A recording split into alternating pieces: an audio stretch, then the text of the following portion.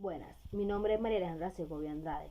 En este día les estaré dando una breve introducción de lo que fue la ingeniería en la Edad Media.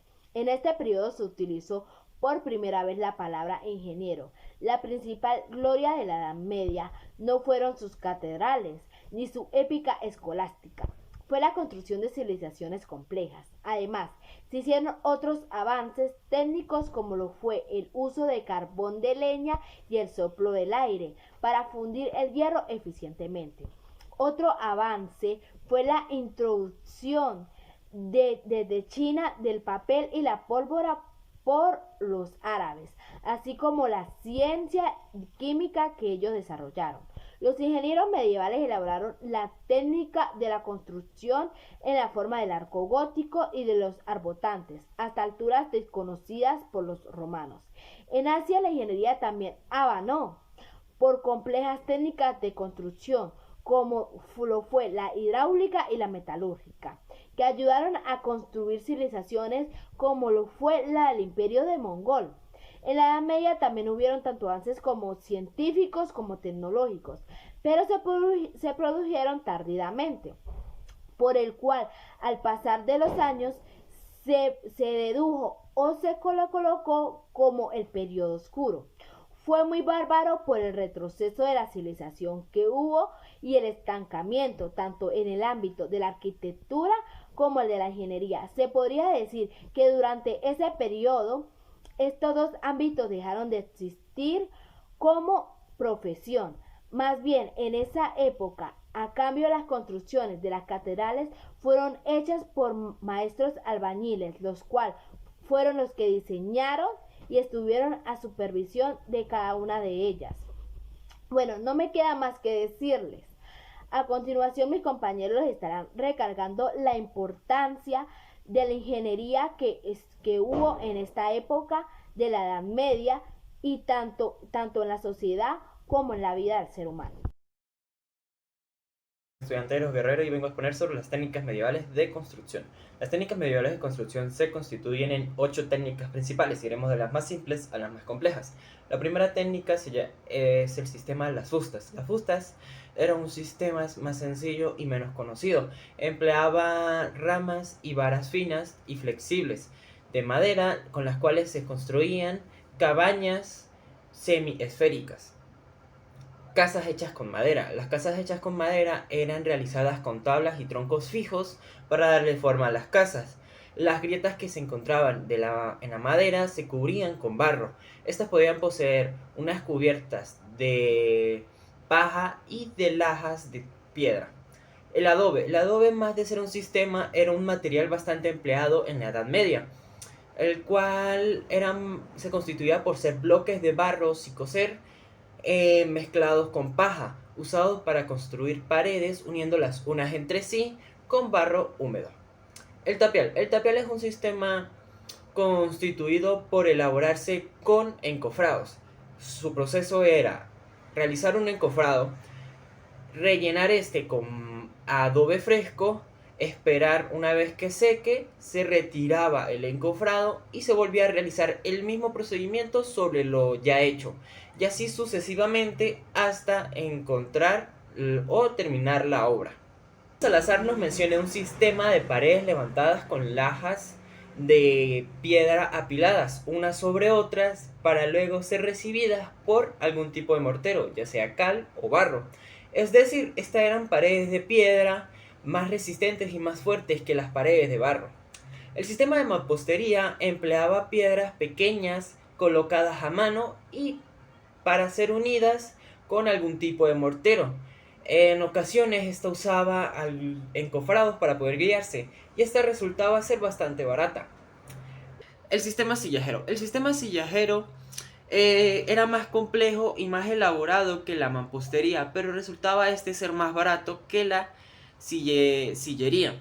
Este empleaba piedras labradas en la construcción no homogénea y fijadas unas entre sí por algún mortero. El sistema de sillería resulta de gran excelencia ante la realización de obras, y gracias a esto resulta ser el sistema más caro en el que era en elaborarse, ya que realizaba piedras macizas que encajaban perfectamente unas a las otras para darle forma al edificio. Estas piedras eran realizadas por maestros canteros, quienes tomaban las piedras, quienes trabajaban con la sillería hasta encontrar y darle la forma deseada a las piedras. Muchas gracias. La tecnología medieval, como su nombre lo indica, se aplica en la era medieval, particularmente en Europa bajo el dominio cristiano.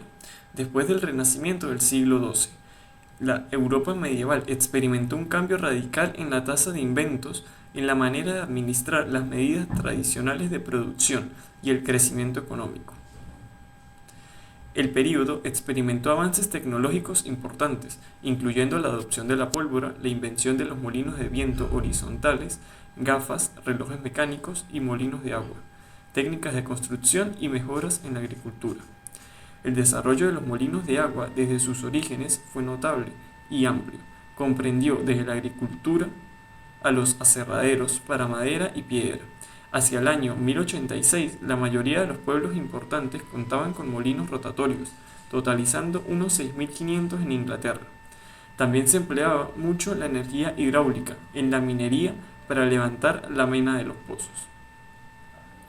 Los avances tecnológicos europeos y del mundo del siglo XIV fueron desarrollados a partir de técnicas arraigadas en el mundo medieval, originados en antecedentes romanos y bizantinos, adaptados de intercambios multiculturales, producto de redes comerciales con el mundo islámico, China y la India.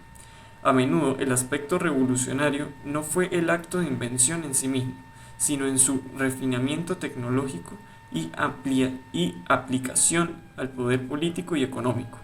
Aunque la pólvora había sido utilizada por los chinos durante muchos tiempos, fueron los europeos los que desarrollaron y perfeccionaron su potencial militar, precipitando la expansión europea y eventualmente el imperialismo de la era moderna. Catedrales medievales góticas y arquitectura medieval.